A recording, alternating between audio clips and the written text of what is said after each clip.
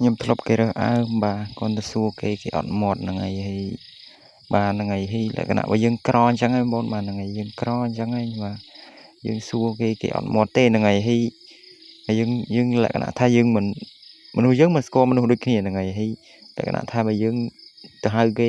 10-20ម៉ាត់គេអត់ឆ្លើយបាទមានន័យថាគេរើសអើងយើងបាទបងបាទកាលហ្នឹងខ្ញុំអន់ចិត្តមែនតើហើយខ្ញុំកាលហ្នឹងខ្ញុំ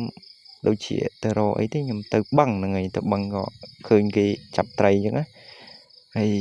អ្នកសណ្ដានបងប្អូនណាស្រុកសណ្ដានខេត្តកំពង់ធំបាទហ្នឹងហើយខ្ញុំមិននឹកស្មានថាអ្នកសណ្ដានធ្វើច្រឹកអញ្ចឹងទេហ្នឹងហើយបើយើងមិត្តមួយម៉ាត់អីទៅវាអស់ចិត្តបាទនឹងខ្ញុំហៅ10-20ម៉ាត់ហើយបងខ្ញុំថាបងឯងចាប់ត្រីបានទេសួរសំណេះសំណាលលក្ខណៈគេអត់មាត់ជាមួយយើងមកហ្នឹងហើយខ្ញុំថាចំអ្នកហ្នឹងមិនចឹងហើយរើសអើងម៉េះមនុស្សដូចគ្នាតើរើសអើងម៉េះបើខ្ញុំក្រខ្ញុំទទួលស្គាល់តើខ្ញុំទទួលស្គាល់ថាខ្ញុំក្រមែនហ្នឹងហើយប៉ុន្តែលក្ខណៈថាយើងមនុស្សដូចគ្នាយើងហៅគួសមអីលក្ខណៈអត់មាត់រយើងហ្មងបងប្អូនបាទហ្នឹងហើយទាំងម៉ែទាំងអូទាំងឪទាំងកូនហ្មងអត់មាត់